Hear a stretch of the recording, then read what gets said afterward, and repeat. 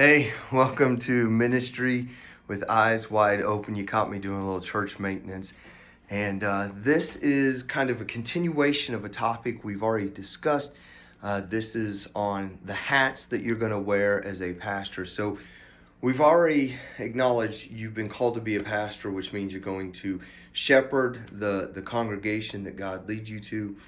Part of that is you're going to be a preacher, so you're going to proclaim the gospel on Sunday morning, Sunday night, Wednesday nights in a very clear manner so that people hear the gospel and have an opportunity to uh, respond to the gospel.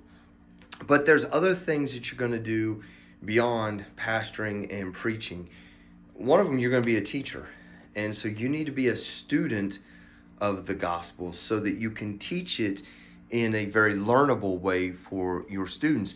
And maybe that's on a Wednesday night Bible study or a small group setting. That could be a weekend thing, but you're going to have to learn to be a teacher and to communicate with people. You're also going to be a counselor. To be honest, that's not my forte. I'm not a counselor. I'm not a trained counselor. I took some basic classes back in college. And so for me, if somebody wants to come and meet with me for counseling, I'm very upfront and honest. First, I'm not a counselor.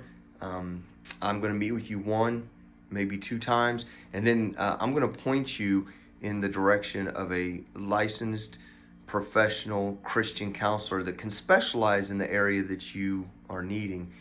And I will say this, when I do counseling, at the very least, my secretary knows. A lot of times, my wife knows I'm going to be counseling or meeting with somebody that day. Uh, she doesn't always know who it is or the details, and that's fine, but just a little bit of transparency. I do not like to counsel women. Um, if I have to counsel a woman or meet with a woman, uh, the office door is open, and either my wife or my secretary are right outside the door, and that's to protect myself, that's to protect the woman, that's to protect the integrity of the church, and that's just the way it is going to be. You're also going to be a boss, a manager. Here at the church I'm currently at, it's me. I have a part-time secretary, a part-time worship pastor, and then we have a part-time janitor. And so I am a boss of a small staff and a manager, so I have to take care of the day-to-day runnings of the office, make sure that they're all doing what they're supposed to be doing in a timely manner, meeting the needs that they have as employees. And you might be a good boss, you might be a bad boss. I've worked for some senior pastors who were really good bosses, and there's one in particular that was not a very good boss. It just wasn't that person's forte. They didn't enjoy doing the boss thing. They didn't enjoy being the office manager, and so you're just going to kind of find your way through that. But you will, at some level, be a boss or a manager. As you can tell, sometimes you're the maintenance guy. Something happens at the church that it's just a quick, easy fix. Today, I'm just changing out some light bulbs in my office. There's no need to call, a board member or our maintenance guy, something like that. You just do it.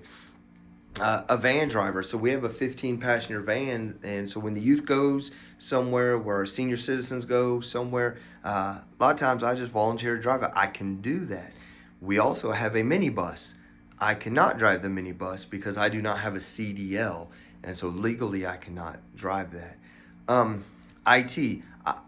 I don't really like technology. It just doesn't interest me that much. And so I'm not super smart when it comes to technology, but I can turn on the soundboard. I can push the right buttons. I can get the right volumes. Our visual, I can build the slides. I can get them to where they're cast up on the screen. Our camera for our feeds, I know how to turn that on. I know how to do the presets. So very basic, I can do that. But even here in the office, it's with just me and my secretary. There's days where we have to troubleshoot some IT. Maybe it's with the internet or something like that, our website or something. And so I have to know at least enough to keep those things rolling. Um, Not my favorite, but I've been doing this since the first day I entered ministry, and that is tables and chairs. And I hope whatever church you serve in, they have gotten away with the big, heavy wooden 8-foot tables and have purchased the lightweight plastic tables. But tables and chairs, constantly setting them up and breaking them down for whatever is happening in the church. And so, whether it's a meeting or a Sunday school class or a dinner or whatever, you're going to get very familiar with tables and chairs. Before I came in here to work on lights, this afternoon I was working with the Dillon family, and they were working on our stage decor. Thankfully, I have the Dillons, and they do an amazing job with our stage. But sometimes they need help, and I'm not. I see very basic colors. I see red, blue, green. My wife sees all the shades in between. But sometimes I have to dream and vision and sit down and talk with the Dillons, kind of what my vision is, and then they kind of run with it. But you may not have somebody like the Dillons, and so you have to be good at stage decor, plants and flowers, and where the podium goes and where the Christian flag goes, or you need to seek somebody out who can help you. You're going to be a fundraiser. Um, you're going to have to, in the least, get people to support the church with their tithes and their offerings, so that just the day-to-day function of the church can go forth. Faith Promise, you may be the spearhead and the face of your Faith Promise campaign. You may be one of the key leaders in a capital funds campaign. There may be a family in need, or an event with your youth group or whatever, that you're going to have to be a fundraiser and get people to open their wallets and support those things. You're going to be a cheerleader. When I was in youth ministry, Rhonda and I were cheerleaders all the time. You could constantly find us sitting in bleachers or in the stands cheering on our students. But with the adults, it's still the same thing. When adults accomplish something in their life, when there's weddings and when there's babies that are born, or when there's, they've earned a degree, or they've gotten a new job, or they've purchased a new house, or whatever it is, you still cheer that on. When they have significant moments in their life, especially their spiritual lives, you need to be the one that's standing up and clapping and woohooing and cheering that person on. And sometimes you're going to be the janitor. We have a janitor, but life happens, and there was a time where the janitor couldn't come in that week, and so Friday, after I clocked out from pastoral duties, I clocked right back in to janitorial duties, because the church needs to be clean. In the least, trash and bathrooms and things need to be ready for Sunday morning. And so sometimes you're going to find yourself pushing the vacuum, cleaning the windows and doing things like that. God has put a calling on your life to be a pastor, but there's a lot of hats that come with that.